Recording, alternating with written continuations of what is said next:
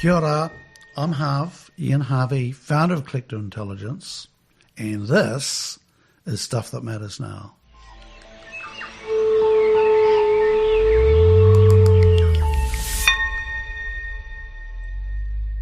No mai, hoki mai, everyone. I am travelling today to visit David Harper, who is a farmer at the foothills of the Southern Alps, and I'm travelling in there. It's a beautiful day. I'm really looking forward to catching up with David. Never been to his property before, and looking forward to having a look at his farming operations in a place called Windwhistle, which sounds pretty remote, but it's actually only an hour out of Christchurch. And David's been a member of ours for about 4 years. I met him at down near Wanaka Way. He's involved with a project called Te Mana Lamb. Well, it's not really a project, it's a large-scale lamb finishing operation. That's why I met David. He's been a cornerstone farmer in that, and looking forward to understanding what its life is like at the foothills of the Southern Alps.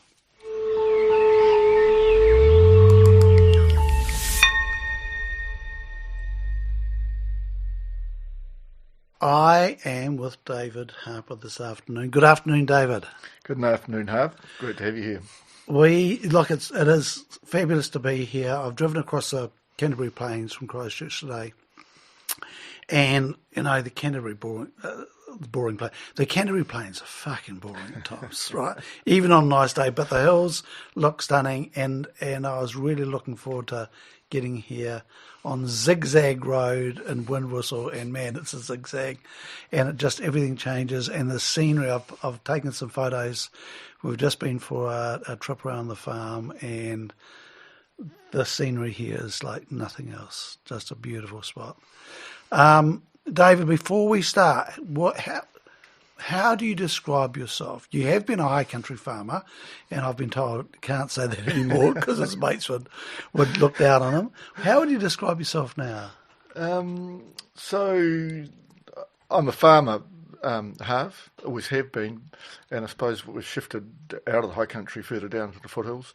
But we run a farming business, and our business, we lease a lot of land. We don't own much, so there's not much farm in our farming business. We only own 100 hectares. And the rest is leased in a really unique part of the country. Yeah, it is. It's quite a special part of the world here. It's like everywhere we get our good bits and our bad bits, but the good bits normally outweigh the bad bits. David, why? What is about farming that spins your wheels? I suppose I got into it because I grew up on a farm, and it was a natural progression. I ended up we grew up on a flat farm in the middle of the Canterbury Plains, which was pretty boring, and my father was from the hills. We always had a longing to go back to the hills, and I ended up for my first job after I left school was on a hill country place just in the foothills, and I got a real love for dogs and the hills and farming from there. So it's just been a passion. Probably always been in me a little bit, I suppose. But yeah. And you're good at it. Yeah, I think I've got the hang of it, Harv. It's taken a few years, but I think we've got the hang of it. The reason I say that, David, is that there are lots of people in the sheep and beef sector who are not that good at it. Yep. And you don't have to agree with me with that. Being out of farming, it's absolutely true. There are people there who just are there because they've been there for different generations and aren't really that passionate about it or driven by it. And the fascinating thing looking around your farming business is that I have never met anybody that's been able to make leasing farms profitable like you have. And it's always been something I tried to do and couldn't get it to work. Either the leases were too expensive or, it just never worked. And it's fascinating. It's one of the really fascinating things looking around here today is that you have put these different good land together as lease blocks and farm them as one entity. Yeah, and we didn't set out with that in mind. It was very much wasn't. We sort of almost not forced it. We came into it, yeah, by circumstance really, and then it was yeah, it was working. Relationships is a huge part of this. Probably the biggest thing is the relationships to get the lease for a start, and then tack on more leases and understand what people's wants were out of the leases quite often. And there's been we've made our own luck, I suppose, but we've worked pretty hard at that and we work hard at relationships. When we're leasing, we've got bugger all equity, so we ended up at the time we started leasing. Dairy grazing was just starting to pay reasonably well, so it worked well because didn't own the land, didn't own the stock, but the dairy grazing gave us the cash flow to get going. So that was a lot about relationships and making sure that we try and have the right people, and when we do get someone that was wrong, trying to exit at that and get someone that did fit with what we believed in really. Yeah. And look, talking to your wife Millie before, she was saying also the combination between the two of you working together, that Millie's obviously pretty involved in the farm and capable as well, and that gave you that extra pair of hands as you were growing as well. Oh, absolutely. Millie's been a huge part of all of the farms I've managed and been on. She's, always had a team of dogs and been, right in the thick of it. So, been incredibly lucky. And I mean, this is a huge, it's a team effort. Neither one of us could have done it without the other. And David, have you ever competed with the dogs? Yeah, I have. Yeah. Dog trialled for a lot of years. Yeah. And which do you prefer, heading dogs or hunterways? That's really interesting. As a high country farmer, I always had prided myself on heading dogs, because when you're mustering country like the top out there, you need two bloody good heading dogs. So, but I preferred to compete with a hunterway. So, I didn't like getting up early in the go to the dog trials with a heading dog. You have to get up too bloody early in the morning, Harper. Look, and for people in the cities and the international listeners, a heading dog. Just describe the difference between a heading dog and a hunterway. So a heading dog is more of a border collie dog. It runs silently and works the sheep towards you. Generally, brings the sheep towards you and handles them quietly. Whereas a hunterway is a breed based on border collie, Labradors and other breeds with noise, big bolsterous dog that will generally push sheep away from you. So, as I say, move them as a mob. And the hunterway is a unique breed, or no? Is it a breed or a type? It's a breed. It's a recognised. It's a breed now. Breed now, yeah. Is unique to New Zealand, I think, isn't it? Yes, it is. Yeah. And they say that the dog trialists that the one lot bring the trouble towards them and the others push it away. But it's something I did as a shepherd very, very poorly. Very poorly. It was a lot of fun. I did a lot of liberating, which is up the hill on the long head, and you'd spend all bloody day up there and letting three sheep out at a time. And so for the listeners, these sheep would be, so in the heading dogs, they'd be up a steep hill and they might be 300 metres away. Yeah. And the dogs have got to run up, or one dog's got to run up and bring them down, and the idea is bring them as straight a line as possible down the hill and stop them at the bottom. And I never accomplished that. And then the hunterways is to take them either a straight line up a hill or a zigzag up a hill, and both of them are hugely skilled sports. Very hugely skilled sports. Yeah. So I mean, I had bred dogs, as we did for years and years and work. So I was lucky enough to have some couple. I mean, your dogs that you have, you breed and then raise, and they'll be with you for 7, 8, 10 years. It's a huge bond with them, and to be able to go and compete with them is really, was a joy, really. Yeah. And it's interesting. There's a lot of romance with that, David. That whole bond between the shepherd and the dogs. Well, it's incredibly unique. because you don't, especially when you're going out working, you're relying on these dogs to work with you. You can't do it without them. So you're a team together, and it's a huge bond. But what's really interesting is that people's personalities expressed through their dogs. If you see teams of dog when you're mustering with, camping out and staying out in the hills for guys, it's really interesting.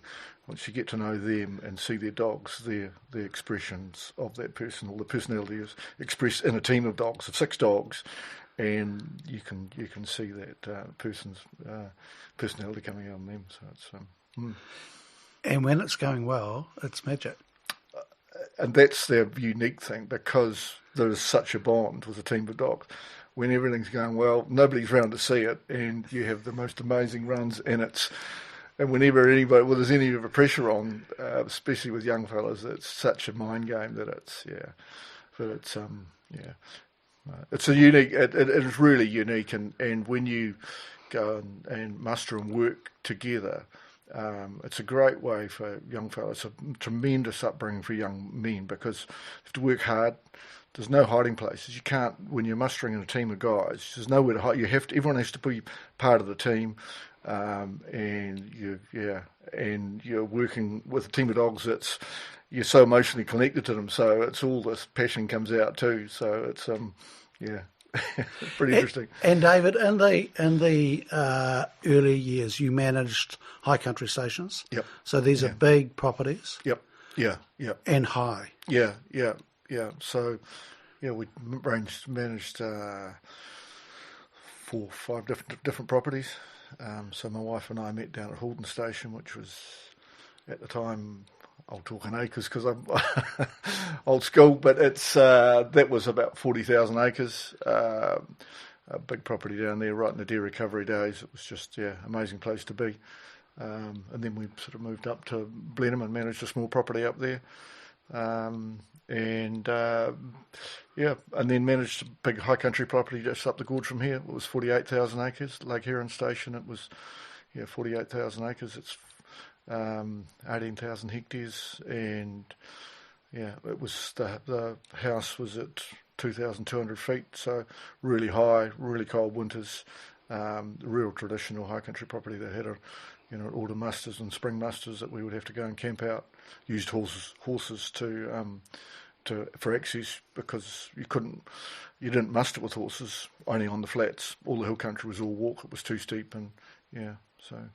And David, that managing the snow, when I farmed, I had a handful of small snow lorries, and it caused havoc.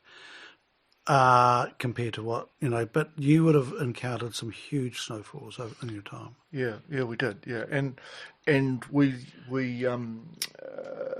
the high country is you're always on your guard for snow, and the weather forecast. I'm sounding old, but back 20 years ago, the weather forecasts were crap really compared to what they are now. We've got so much easier now.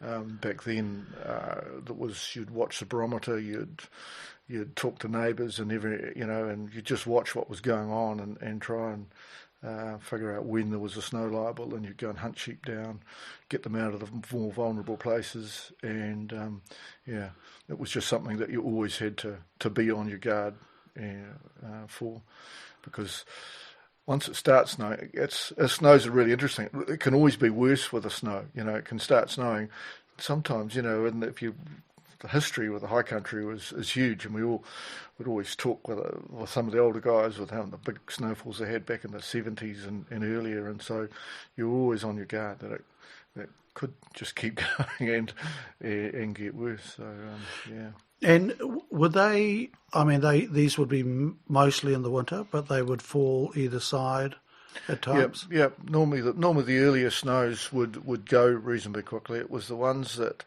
if you got snow on frozen ground, that's when you're really in trouble, because you can be 6 or 8 weeks with snow on the ground, and you've got to try and get stock to where they've got feed, because logistically you just can't feed them all at times, so you have to take them to where they can get feed and feed them if you can.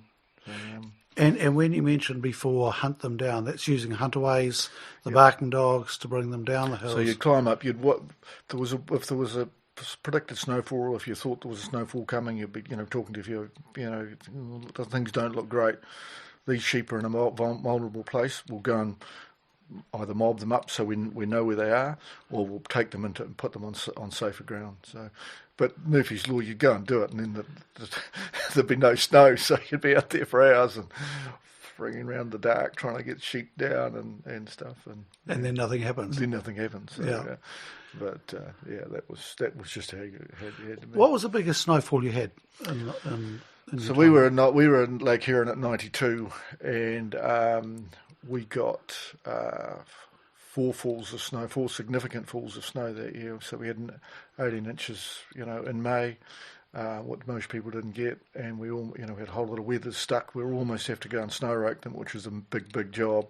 It started to clear, and then we had 2 snowfalls of, almost up to your waist that year, and then it got cold. We had minus 24 degrees for a week there, where just everything froze, everything broke down.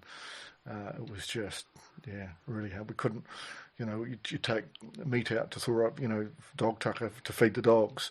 You put it on the roof in the sun, and it was getting colder. It was cooler in the freezers than it was outside, So it was pretty hard. Yeah.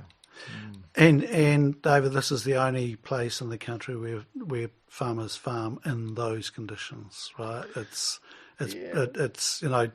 each area has its own particular weather patterns, but that high country is pretty unique.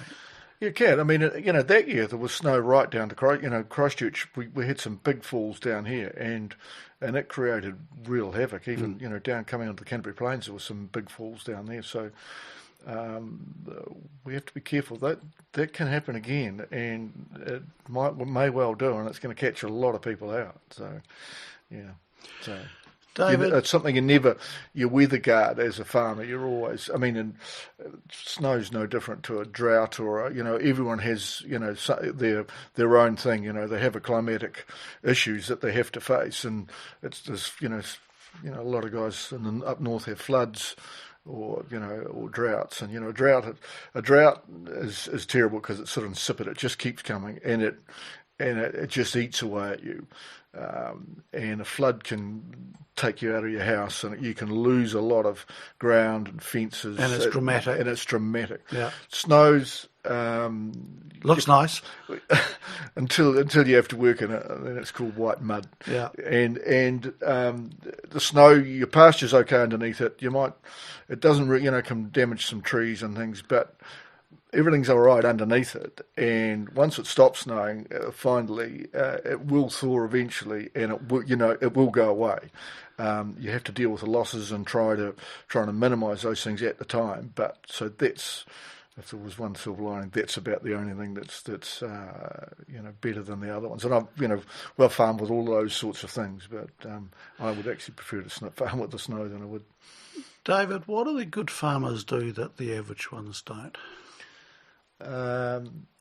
Probably attention to detail is probably one of the things I have, and I think probably attention to detail. I think is a key thing. In our business, I think it's probably relationships, and probably relationships are huge in any business, and when you get down to it. The more I talk to other people from other businesses, farming's not that different from if you peel back the layers. It's not actually a hell of a lot different. We're dealing with our climate, our biological system is a little bit different, but it's about risk. Every way you look, it's about risk. Most businesses are about risk, so it's not that different really when you. That's interesting. I don't hear that from farmers very often. David, they love thinking that they're vastly different, and there are times I think, all businesses and all professions have got their quirks. Yeah, they have. Yeah, the whole lot. Interesting, the relationship thing, because one of the things I'm really interested in with you, David, is that you're very much a people's person, and you talked about this, how community is important to you. and the sort of stuff that you're working on there, you're really interested in how to make communities stronger or more connected. What's that about? It's probably been ingrained in me, not ingrained in me. Through the generations, my families we've always been done community stuff. We've always done our bit on school boards and community involvement. So I mean, that's just a wider want to make the community a stronger, better place to live. Really, I suppose that's what's driven it. Really, and then as times change, the pressures on us, just seeing the pressures on our society and the way people are handling that is just, that's desire to try and make people understand that's we don't, it's not all that bad. There is a lot of really good stuff out there, and yeah. And what, over the time since you've been farming, which is a wee while, I'm trying to be nice here, how is it different compared to when you started? Because you talked about the stresses and strains. What's changed? I think we've lost our licence to farm, really. Our community licence to farm, I think, is what's happened. That's been called into doubt. And that's not the fault of farmers. That's not been driven by, what we've done wrong. I mean, I think we all learn from our mistakes, don't we? And we're such a young country. We've only been doing this 150 years, haven't we? And all our English ancestors came over here with the idea of farming country, and they've never ever seen anything like this before. So, and they thought, well, we can do this, and then they learn, so they pull back a little bit, and then they'll push further on, and then they'll, we all learn by our mistakes, don't we? Yeah. And so going back to the social licence to farm, what does that mean? Well, we used to be able to, farmers used to be able to do pretty much what they wanted, and nobody really questioned them much.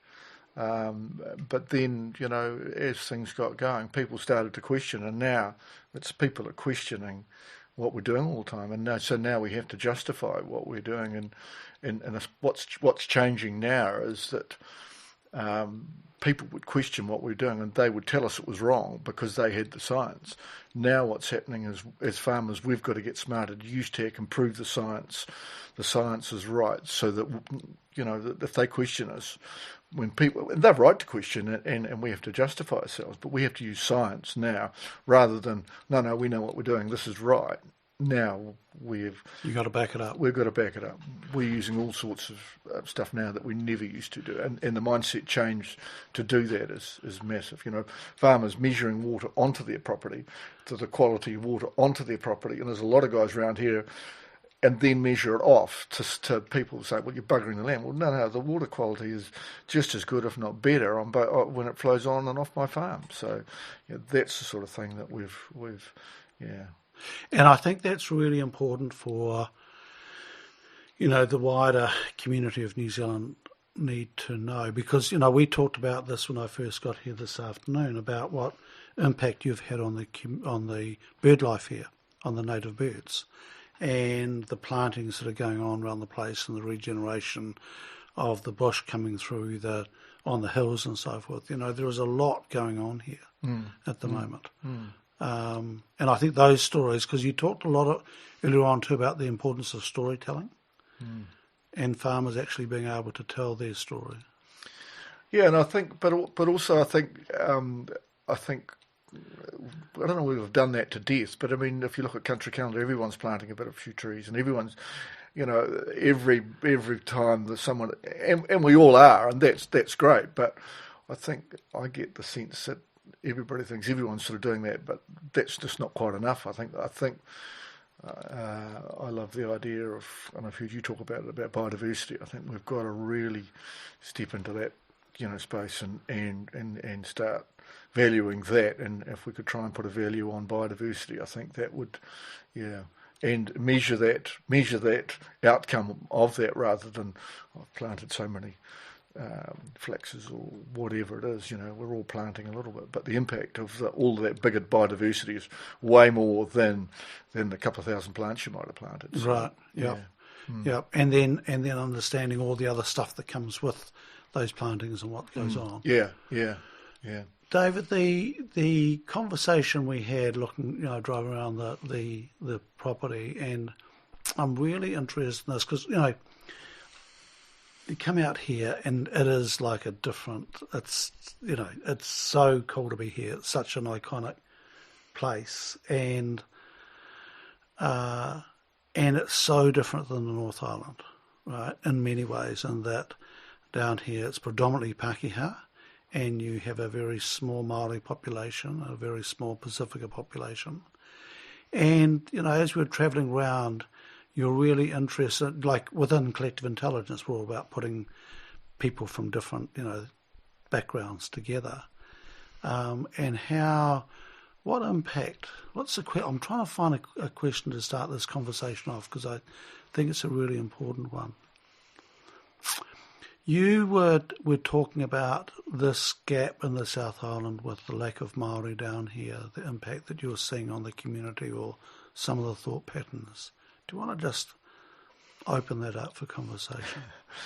Yeah, it's now Māoridom are finding their voice, and it's great that we're hearing Te Reo being spoken more, and that's hugely important for New Zealand. And down here, when we're isolated, people started getting a little bit defensive about that, and which is understandable, but it's not right. And how do we resolve that? How do we make that right? Really, I suppose, and make people are feeling uncomfortable about it. Change is not easy, is it? And it's been a big change in the last few years in that space. Yeah, it has. And so I've been thinking a lot about it, and it was and then I started thinking about New Zealand culture and what is it, because it's interesting. Māori are finding their voice. They are learning the language. Lots of Pākehā as well. And their culture is getting stronger and more, I don't know, not defined is not the right word, but, really well articulated. And the question is, so that's Māori culture. So what's our culture? So that's really interesting, and it's not defined enough, is it? I mean, we've only been here, Pākehā have only been here 150 or so years, so we're so young and we've come from such a mix. So one of the I think a lot about it. My ancestors came from England. My great grandfather was the first bishop in Canterbury here. He was 56 years old when he came on the ship in 1850. He had 13 children. He came from Eton College in London. He had a job for life. What would drive a 65-year-old man, quite old in those times, to come here to Christchurch? And his diocese was from 3/4 of the way up the South Island, to the Clarence River, to Bluff. And he climbs on a horse. He'd never seen a river that looked anything remotely like the Rakaia. So, what drove him to do it was really, it always intrigues me that he would do that. And a lot of it was he was wanting to, his books written on it, and he wanted to make something new. He wanted to, the church, he was a Anglican, Church of England. They wanted to, him and his friend was Bishop Selwyn, who was the Bishop of New Zealand. They wanted to make it the Anglican Church of New Zealand, so that was about making something new. So, sorry, I'm digressing, but our ancestors all took risks to get here. It doesn't matter whether you came 150 years ago, 1,000 years ago, or 10 years ago. The person that decided to hop on that boat took courage. They were adventurers, risk takers. And the people that, there are a lot of people that were standing there on that boat and said, to get on the boat and said, no, it's too dangerous, I'll stay where I am. To me, that's one of the things that really defines what we are. Is, that's one thing that we've all got in common. Yep. Yep, interesting point, isn't it? Because if I think of and it's interesting what I love when I hear Maori give their pepeha and talk about their ancestors. What is happening more and more often is they're talking about the Irish and Scot and those as well. And it's an interesting thing because I mix more and more with Maori and they're having a huge influence on our work. And the thing that's really stood out to me is how inclusive Māori are, right? So it's I am really interested when I see people fearful of Māori and thinking, well, that's looking maybe through your lens, but if you looked at it through their lens, you would get a different field for that. But we do have a lot in common with that risk-taking of hopping on a ship. As I say, even 10 years ago, it's still, we've got a member, Tania Hahn, who's just arrived out here, and she's taken a risk, born in the UK, I think. Oh, I hope I got that right. And Tania's come out here with her husband, and she's chosen New Zealand because she wants to bring up her kids here, and for a reason, right? And she's chosen to come here. And it's still a big step to do that. Well, there's a lot of people won't make that. There's a whole lot of people over there think about that and can't make that commitment. It's too, so that's, people talk about number 8 wire and the All Blacks and Team New Zealand. I mean, that's what underpins all of that, isn't it? If you think about that's what all of that come back to, and that's hugely important that we don't lose that. And we're not watering it down, but I mean, to me, that's, if you define that and try and not lose that, identify what that is. I mean, we punch a lot above our weight in a lot of different things. If you think about what is that drives that, to me, it's the people that got on those boats. It's that. So, David, are you talking about? No, this is you're not. I was going to say, I'm thinking out loud here that some Pākehā are struggling to find their own identity. Yeah, I reckon that is. Yeah. Well, I think as New Zealanders we're struggling to find our identity, and yeah, as New Zealanders. Yeah, interesting. If you think about, like, most countries we're a blend of a lot of different nationalities, aren't we? Where we've all come from, it's a blend of all different nationalities, haven't they? They've just been doing it longer than we have, really. Yeah, and we talked about the treaty and honouring the treaty, and we're making progress through that. It's slow, and that I think as we honour the treaty, that's good for everybody. Absolutely. The hard thing was when you start righting wrongs that have been done, blame comes in, doesn't it? And then it's not guilt, but I mean then. That's a hard thing, isn't it? And it's right to blame. There were wrongs done, weren't they? But they're generations ago, isn't it? And it's how do you move on and heal that, isn't it? It's to heal and go on is a really important part, isn't it? Yep. And I think this could be the crux of the matter. It's interesting, and I'm only talking for the Maori that I've worked with collective intelligence. Is they not asking us to feel guilty? No. Right? They do want to move on, and they do want the treaty honoured, and they are settling for 1 to 1.5% of what was taken from them, which is hellishly generous. Yeah, it's interesting. So maybe it's the guilt thing, because when you mix with Māori often. Yeah, so I've never felt guilty. I've never been made to feel guilty for what my ancestors have done. And I don't think Māori want us to feel guilty. So, and I don't think that guilt hasn't come from Māori. I think that has come from society, I think. I think and I don't think it's an intended consequence. I think that's just something that's fallen out of this. Yeah. Mm.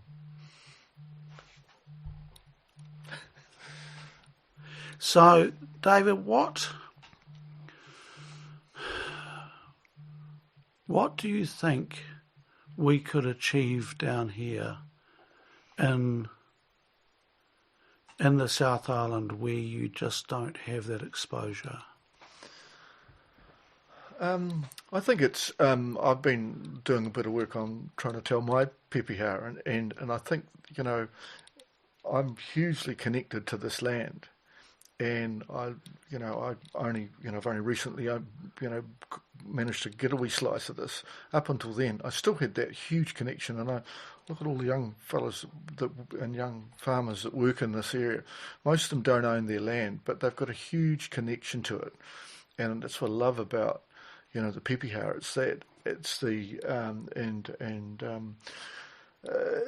It's that expression of connection that we will feel as a Pākehā working on the land. I don't feel I own it, but I feel a huge connection to it, and all of these young people do the same thing. And when I hear, the pepeha people talk about their pepeha, it brings a real. I can just, It explains it all. It's something I've felt for years, and it's not until I've understood it that it just explains what I've felt. It felt natural to me, really, that whole, Okay, so if we stop for 5 minutes and I gave you time to get ready,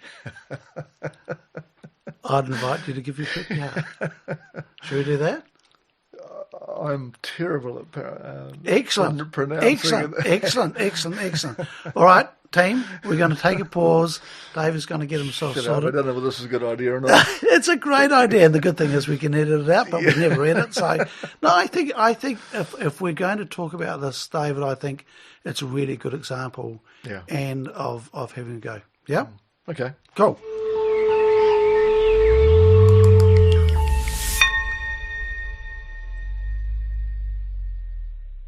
Okay, so I've just been abused off here by David going, you bastard, how have you done this? But I thought if we're going to talk about this, then I'm going to give David the chance to this. So David Harper, your pepeha, go. So I'll have to apologise profusely because I'm the worst. But you're doing it. You're doing it. Go. So ko David Harper aho. Ko Mount Peel is my mountain. Rakaia is my river. Egmont was my waka for my ancestors. Ko my tribe, I would say Pākehā Canterbury is my tribe. Ko my sub-tribe, my core, I can't, is Rakaia Windwhistle community. My school was the Karoo School in Canterbury. My father is Eric Harper, and my mother was Anne Shagru. And I'm called David Harper Tahoe. Well done, David. Well done. And that's how you break down barriers.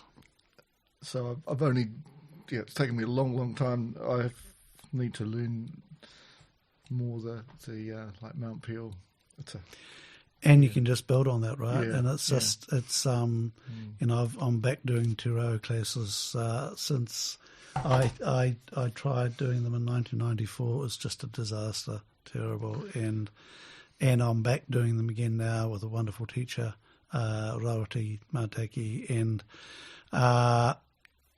you've talked earlier about having learning issues because of being dyslexic. I had them because I was deaf, and language is terrifying for me as a result. And names and it's really difficult. Yeah. Heli, I can hardly even, I'm 60 years old and hardly even got the hang of the English language, let alone, I mean, but that's it's a really interesting point. I would love to learn more Te Reo, but from here, the nearest class is, over half an hour away. It's a huge commitment, and it's not something you do lightly. As you said, if you're going to do it, you've got to make a commitment and do it properly. So it's a big commitment, and then right at the time in my life, I'd love to have more time, and it's something I'd really, really love to do. But you'd have to, But David, this is the thing. If we're a similar age, similar, background as far as industry goes. If we looked at this and the fact that we're even talking about it, right? So 20 years ago, we wouldn't be talking about it. Yep. And 40 years ago, it wouldn't even be on the radar. It's just, So we are making progress in New Zealand. Yeah. We are making progress, and I'm really proud of and I listen to national radio and hear them speak. It is just, it's fabulous. Mm-hmm. Yeah. So that stuff is, it is happening. And you've just given your PPR, and it's just, I haven't done it on this podcast. Well, it's the first time I've ever done it. I've written it down. I've never said it out loud before, so well done. You did it. You did it. And I think that is just a great symbol to other people that, So when you gave that PPR, apart from feeling really awkward, when you talk about the river and you talk about the mountains, what does that mean to you? I'm almost expressing something that's part of me. I mean, this river, the Rakaia River, you saw it today. It's a magnificent river, but it's been intergenerational. Like I said, my great grandfather in 1850, he described crossing it. I remember, got a horse and was trying to cross the Rakaia River from England. He would never. So that was the first. My father hunted all of these hills when he was a young man, and I've been crossing it all my life, going across in a car, seeing it in flood. The first time I crossed it, I was 17, walked the Whitcomb Pass through to the west coast from here, forded it. It's, and then now I've farmed in it for the last, in its catchment on and off for the last 30 years. So it's a huge part of me, yeah. So. And David, when we were driving around, you showed me the fault lines and the geography here. It's quite amazing to see these fault lines and all these different aspects coming together. That's something that I think that people in the cities need to understand, just how connected, not all farmers, but lots of farmers feel to the land. Yeah, I'd challenge that, Harper. I think if you talk to people about, if you really, I mean, it's not something that we do, as Pākehā farmers, we talk much about that connection. That's what I really want to have this conversation in our community.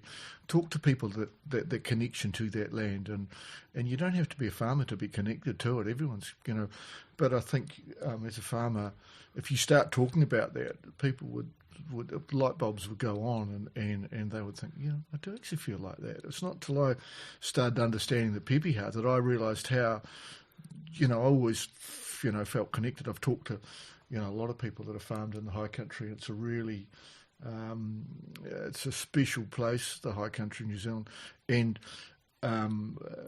you don't take anything from it. I think you leave, every place I've farmed on, you'd be the same when you farm. You don't take something from it. I think you leave something of yourself there. All of the places I've farmed, I've always wanted to buy them.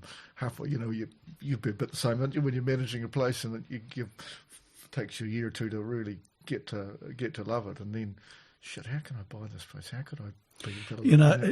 It's interesting because I have a farm land that I've owned, and I've farmed land that I've leased, and I've farmed land that I managed, and it actually didn't make any difference to me how I felt about it. Didn't, does it?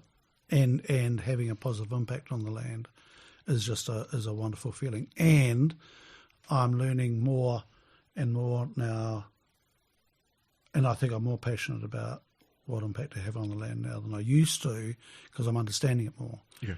And I'm understanding, and that's that learning piece. And I've done stuff in my farming career that I look back and I am not ashamed. Would not do that again. Oh, it's, we used to drain swamps. They were called swamps. Now they're wetlands. Yeah. It's interesting, the evolution of farming. We've only just stopped developing New Zealand, really, haven't we? And that was a development phase. Now we're, and it's a huge shift. Because I mean, what was interesting when I got here, one of the first things you pointed out was the wetland that you're preserving and planting. Right? Reinstating. Yeah. The water was been taken away from it. We're putting it back and replanting it. So, and so that's the journey that farmers are on. Lots of farmers are on, and maybe farmers learning their PPH might be a step forward for them actually owning or gaining the language to express how they feel about the land. Yeah. I'm pretty passionate about that. I think that'll be a really great way of understanding. Yeah, for people to understand that connection that they have, because 90% of farmers, I think there's a lot of farmers do have that connection.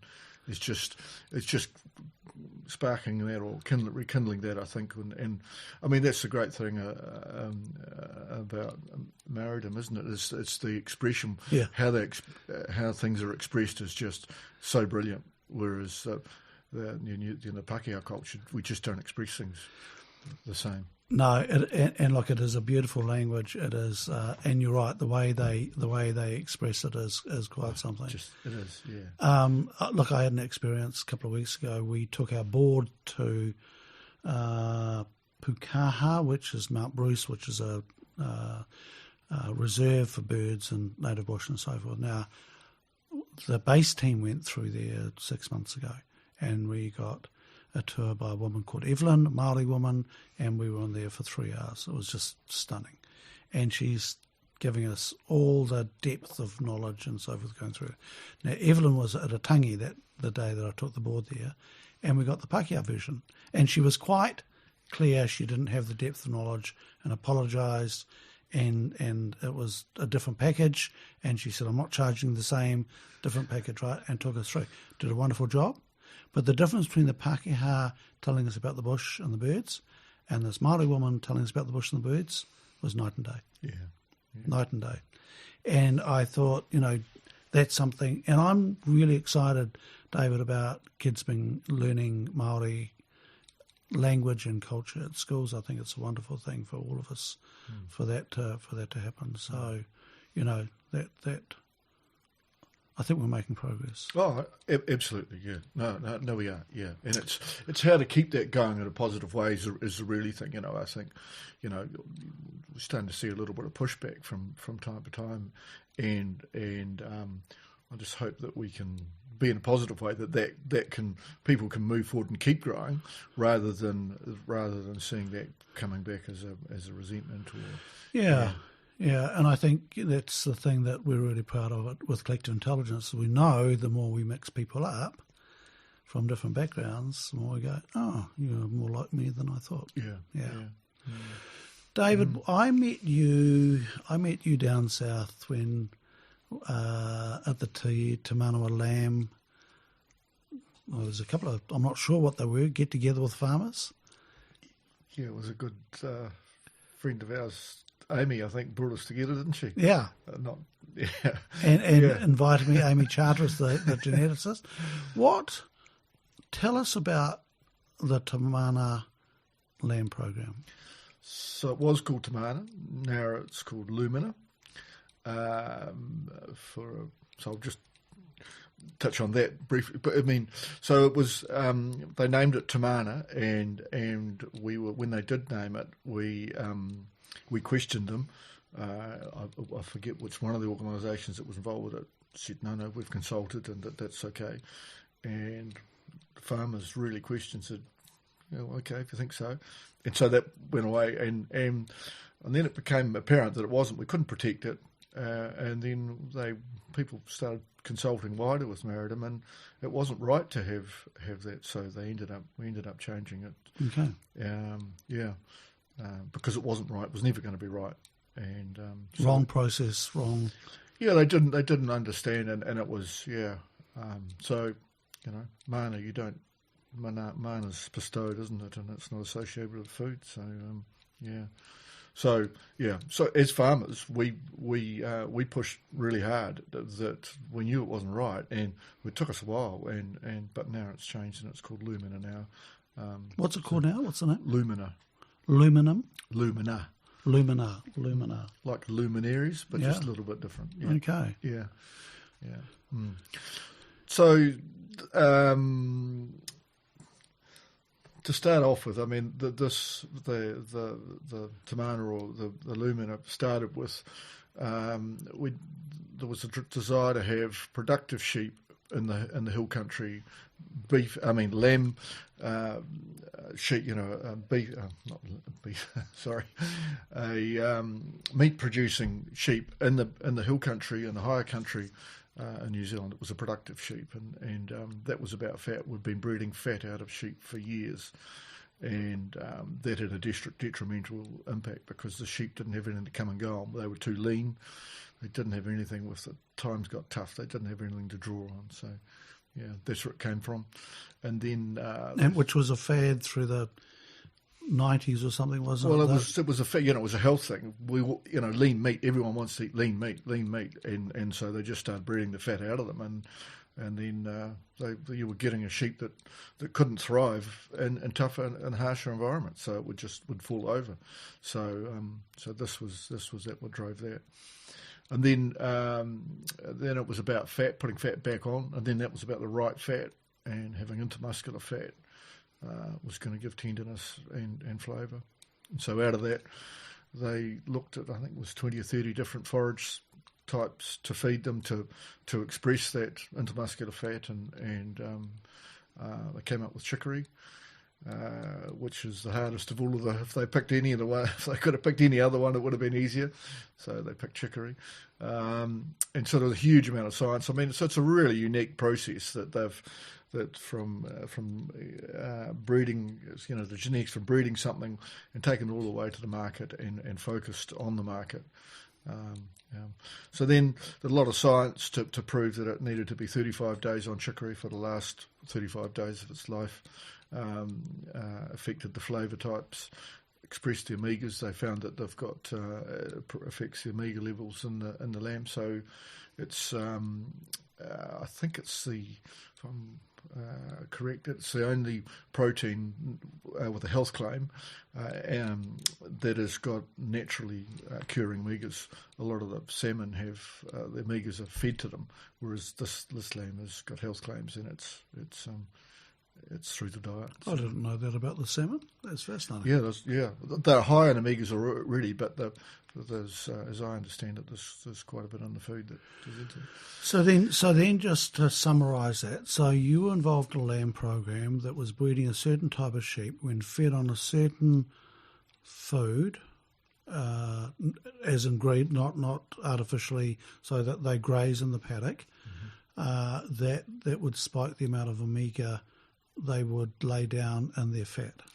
It changes the fat profile, and it was the feed. So most of it's about consistency, Harper, because you've got the same genetics. We castrate the ram lambs to stop, so the pHs were down, so that we're getting tenderness. So it's consistency of genetics, consistency of feeding, and then we have a really tight weight range that where we process them in. So that when the chefs get it, it all tastes the same because it's consistent feed and a very consistent size, and the chefs love it. So they can tell the difference, hugely. And David, how long's this been going? Over 15 years since they started breeding. Yeah. So and we've been producing lambs at a sort of commercial scale now for 7 years now. And so I know Andy Ramsden was involved in this at the early days, and Amy Charteris was involved as a geneticist, and Simon Saunders as a CQ member been involved in it. So it's been interesting to watch, and like all these things, it's bloody hard work. It's a hell of a hard work, and we work really hard, and the road's fraught with people. That there's a whole lot of people tried to do similar sorts of things for a long time, and if it was easy, it would have been done before now. And we're not there yet, but we're getting closer to where we need to be, and it's changed my the way we farm and the way we perceive ourselves as farmers, really. But now we really believe that we've got such a good product. We just really believe in it. It's ruined us from any other lamb. I won't eat any other. All we kill and eat on here is we can't have a Luma lamb off chicory. We won't have it. And as soon as we have another one, any other lamb that hasn't been on it, you can taste it. Millie won't cook it. It's fascinating, isn't it? Because it tastes better. Yeah. It's more succulent. Yeah. Yeah. It's and what I found fascinating is that once it's been frozen, it still doesn't lose those properties. Well, it's a frozen product, so and you know we're selling internationally now to the chefs, to the white tablecloth, and around the world, and that has its advantages because you're selling to an educated consumer.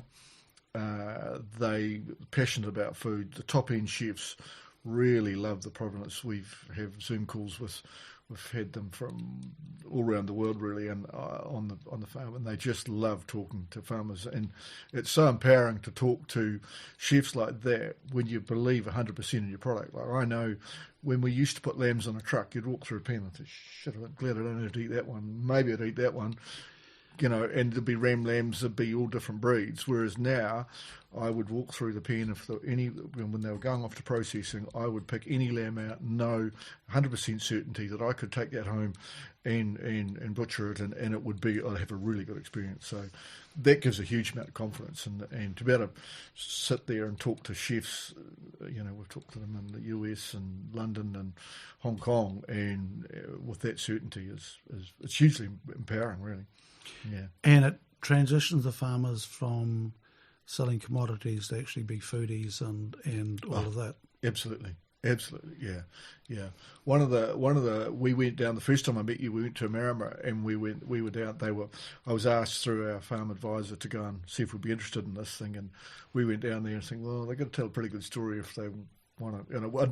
I knew all the guys that were breeding the headwaters breed, the limited breed for a start. So I knew what was going on, and I was keeping a bit of an eye on that. But we were asked to go down there and have a look and see if we wanted to finish these lambs. And I thought, well, they're going to tell us a pretty good story, and it was all pretty good. And then I didn't remember Graham Hawke, the chef. He was from Southland, a bloody character. And he stood up and said, "Don't bloody tell me that you've got a premium product. I've got so many people that have told me that." And he said, "I'll tell you whether it's a fucking premium product or not." And then he told us how good it was and why it was good and how he could make money out of it. And that was the turning point when he told us that. And what's been really interesting over time is getting to know a heap of chefs, and it's was really interesting that their journey, like these, those chefs work really hard, and it's a tough business, and to understand their journeys, it's very similar to what, as a manager of a farm, trying to, and then, we've managed to, get our little business and we've got it together. The similarities are just, they work really hard. The environments those guys work in is bloody tough. They talk about, the old chefs taking them into the chiller and giving them a bloody hiding in the chiller. So it's... I'm not sure we're allowed to put that on. But it's really interesting how hard and the passion it took to get where they got to. It's very similar to, when I think of our journey, what it's taken to get where you got to. Yeah. It was really interesting. I just really David, what's interesting? What's interesting was the listening to that chef, and for me, being, I was always a fan of Amy's, right? And then actually seeing what she was doing, and then seeing just how fucking hard people have to work to produce this right the way through. And there were people in there a bit grumbly at times and going, we're putting all this work in, when do we get a return? And, it was just, I remember that very, very well. And would have been easier to have gone off and done something else, But I don't know, it was interesting that the people that were drawn to it, and then having the stickability to carry on. And, I believe in it because it's a huge differentiation from other markets, other countries, and it's healthy. Oh, yeah. You know, that's the piece that we haven't talked about, is that eating this meat is really good for you. So that's, we've purposely just into fine dining, and that's, it's not a retail brand, and when and if it grows, I mean, it's going to grow, and once we get into a retail space, that's when I think because you don't go to a restaurant. The restaurants, it's not about promoting healthiness. It's a good experience and having a really good product, and it, it is good for you. But that's not where they market it. If we're in the retail space, I think that's where that will be the top end retail stuff, and there'll be a different approach, I'd imagine, for them. So, and look, this is where I know, and I'm hoping to interview Amy in the next 2 years when she's not so bloody busy. Good luck. But it's around, farming farmers need to produce food that is healthy, that's really good for people, and is good for the land, and be able to tick those boxes, and good for the people too, David, that are farming. Because I talked to a regenerative farmer last year, and very, very skilled regenerative farmer, but she was run ragged. And I said, "Oh, this isn't regenerative because you're burnt out." It's one of the big things that we've, one of the things that's drawn us into the Lumina project is that it's very hard to make money in Canterbury with grass through the summertime unless you've got a dairy shed.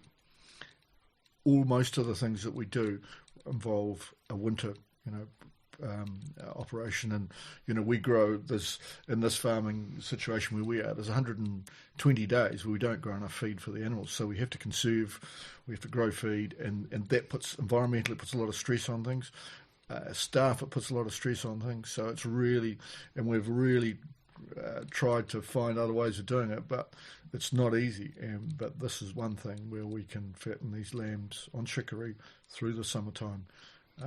And we're getting close to it. But once we can, in this next few years, we can really it'll start competing with our other income streams. And once that starts happening, then we can start making farm system change. Because at the moment, it's a system that fits within our farming operation, and we're trying to make all of our different money-making enterprises work together.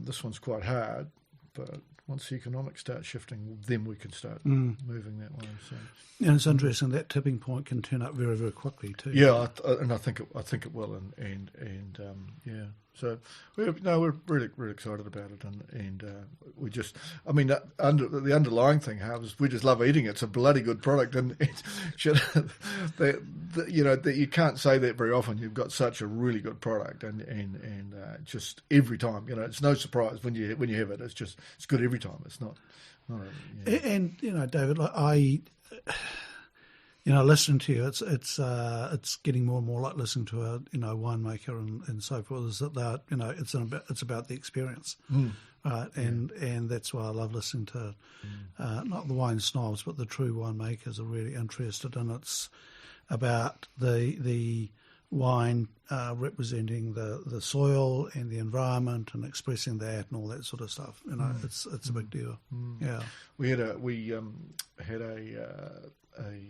Zoom call with a chef in Hong Kong, and he was of Indian ethnicity, and they don't like a lot. A lot of them don't like lamb all of that much, but there's quite a big group of chefs in Hong Kong. There's a company called Eat the Kiwi that exports a lot into New Zealand stuff in there.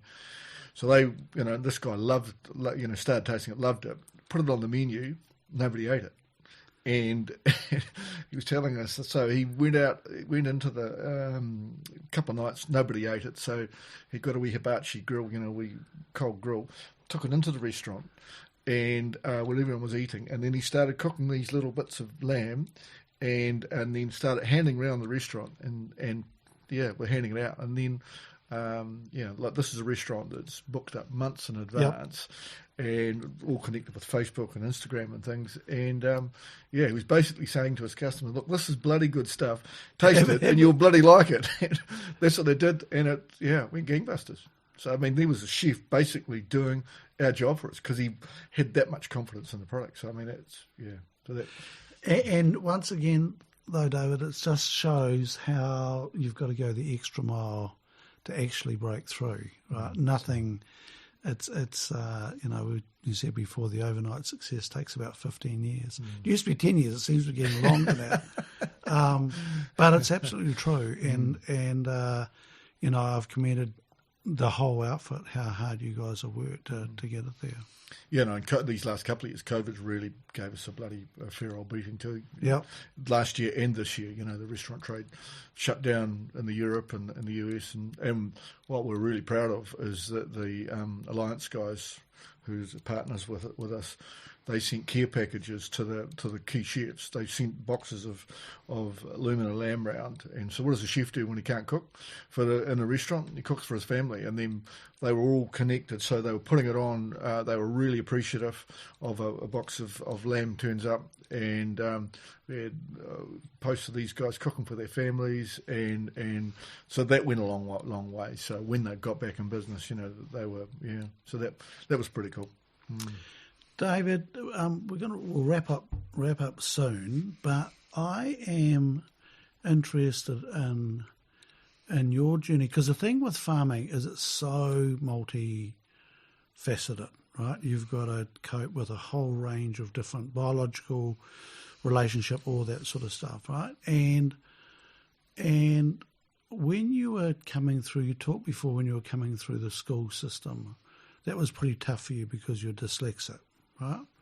So how do you develop from a kid at school who would be struggling and I'd imagine a little bit disenfranchised to running a really complex business? Yeah. School for me was tough. I was very dyslexic. Ended up doing, always right from when I was young, from primary school, having special reading classes, and, everyone sort of thought you're thick, and, couldn't write to save myself either, and sent off to boarding school and then put into special classes, and nobody likes being special, separated out and things. And then I was put back, went to year 9 at boarding school, at a tough boarding school down in Oamaru, and then my parents took me out and held me back another year, and went up to Christchurch, and did a second year there, and then went back to boarding school, back down into this really tough boarding school in Oamaru, and got bullied like hell. And back to the same year, I had a younger brother, a year younger than me, so I ended up in the class with my younger brother. So you can imagine my self-esteem just went through the floor, and didn't really read a book. I didn't get school cert. And then Mum and Dad wanted me to come back and to do school in Geraldine, day school, and I thought, no, bugger this, I'm not going to do another year. I was going to be a year below my brother, and my self-esteem was just on the floor, really. So I ended up going and working at home. So never read a book till I was 23, 2 or 3 or something like that. Couldn't, we used to write cheques in those days, could hardly write a cheque. So, it was the self-confidence was the thing that really bloody, but I suppose I had an inner belief. I mean, I knew I wasn't dumb, and people sort of, that was sad. But it's, but I had an inner belief, I think, that I always knew I'd make something, but didn't know what the hell it would be. Yeah. And it wasn't until I got hold of a computer that's really changed. That I could, I couldn't write anything. My writing was terrible. It started on top of the page and ended up in the bottom corner, and you couldn't read it, and I couldn't spell it. But when I got a computer, I could print out a letter that people could read. It took me forever, and it still takes me a long time to write anything down. I'm normally, my wife is a really good speller, but she can't. To get the two of us together, she would spell check me, and now the spell check has got a lot better. I can,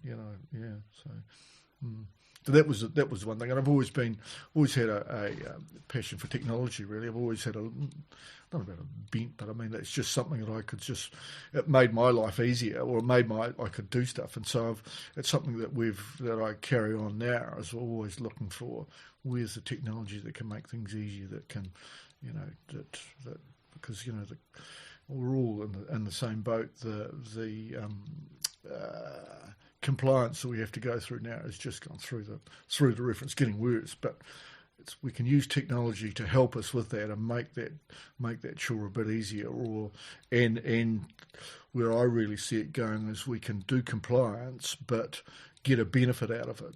Like, so if we have a marketing angle, like if we're doing with the Loom and Lamb thing now, all of our compliance stuff, it's got a marketing element to it now. So not only we have to collect the stuff anyway, but if we can, the market appreciates that, well, then all the better. It makes it worthwhile, less doing that sort of stuff. So we've got apps now. Everyone's got an app on this place. So when they drench anything, they take a photo of it. That's all recorded, and so they feed that information to me. I don't have to go and get that stuff. So the consumers can know that that's all being done behind that. So you're turning that compliance into value add type stuff. Yeah, well, it doesn't quite feel like that at the moment. It still feels like we had an audit the other day, and it was like going to the bloody dentist. There's only one person enjoying it. That was the guy I had 3 hours of sort of trying to justify and look for all this stuff, and he was enjoying it. I was like, bloody hell. And you put that away and do it again next year.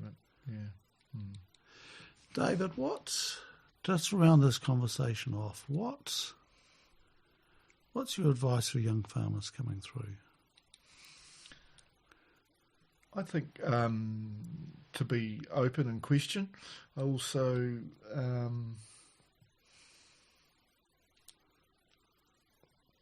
not to give up. I think the biggest thing is keep going. I mean, you see it everywhere. People say, "Oh, you just don't give up," but what it actually means to actually keep going is it takes quite a bit. And that's probably the biggest thing. And don't give up. Yeah. What a great way to finish the conversation. David Harper, thank you very much for your time. Thank you for inviting me out here to Windwhistle. We're looking out now. It's just on dusk, and we're looking out at the Alps right there. What are those ranges called, David? That's Mount Hutt. That's Mount Hutt ski field that you can see right there. So that's the bottom end of the Taylor Range. The Taylor Range runs into There we go. We can just about touch it. And looking directly out there, a beautifully clear sky, and great way to end the day. David, thank you. And thanks for not giving up. Thanks, Ab. It's a pleasure.